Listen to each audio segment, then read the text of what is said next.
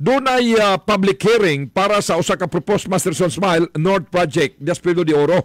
Unsa man ni siya, Vice? Actually, kanimo ni siyang itukod nga tower. I think murag 5 ka towers ni. Kaya kung na-notice ninyo, diha sa morning mess na diha bitagig puntang be opposed, no? Darkness, no? So, kana nga area, mauna siya butangan, which is by Pueblo de Oro developer. Okay. So, karon tungod kay na public consultation, I have to attend also. Kay dili man na pwede nga dili sad nato na baling-balingon ko imbitahon ta. I can face anybody. Ang Pueblo de Oro, which is will boost our economy, but then we have to understand nga nasa tay mga lumulupyo diha nga naay concern usab. So atong paminawon ang both sides. Mo na magdumani wa pagid ni na tatunhay kay tungod na pa may daghan nga issue. Ang issue number 1, gidiscuss is the traffic, no? Traffic once magsugod ng construction kay kuan man murag 3-year program, 3-year project ni program.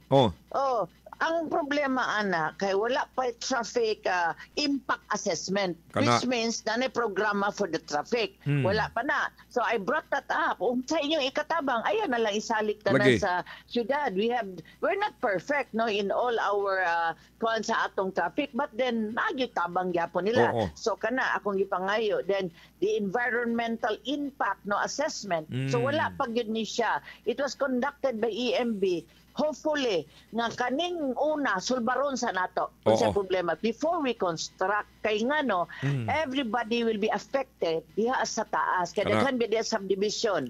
So, meaning, karon nagproblema na gaytas traffic o wala mo traffic impact assessment, meaning programa sa traffic, dili pa makompleto, dili pa ma-clear.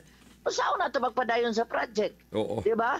O, dili man ko moingon nga mudapit ko sa bisag kinsa atong constituents kinahanglan gyapon nga atong atimanon. Then at the same time, ang Pueblo is also boosting the economy. Daghang trabaho mahitabo pero ato iplastar sa maayo. So muna karon ang mga public hearings. Yes, in fact nangayo ko additional katong last week muna to yung last nga public hearing. Pero nanghangyo ko one more public hearing. Hopefully nga mapadala na ko ang akong hangyo dito sa atong maayo nga direktor, no, sa EMB, murag si Director Digamo, mauna nga ang ako hangyo para more discussion. Dili ta magdali-dali kung it will jeopardize sa atong sitwasyon sa uptown magdumani. But at the same time niyon ko dili sa natundangon ng ekonomiya. Kay mao man kini makahatag additional nga trabaho, pagkaon sa atong lamesa. So, kuan lang ta, win-win lang ta sa sitwasyon. Magnomani. So sakto na no, pagi sa public hearing at least nga matubag sani nga mga lugar problema ayat na mag-start sa projects pagsugod Vice. Yes, in fact, di ba ang drainage problema gyapon. Kusog nga ulan sa uptown. Magbaha. So kana usasan na this ang Saba, no? Ang Saba kay ang likod ana mga residente man sa morning mess. So kanang Saba dapat naagyud tay mga mitigating factor nga tabang to prevent this problema in the coming future. Okay, so salamat din na Vice, no, at least na-address na siya. Now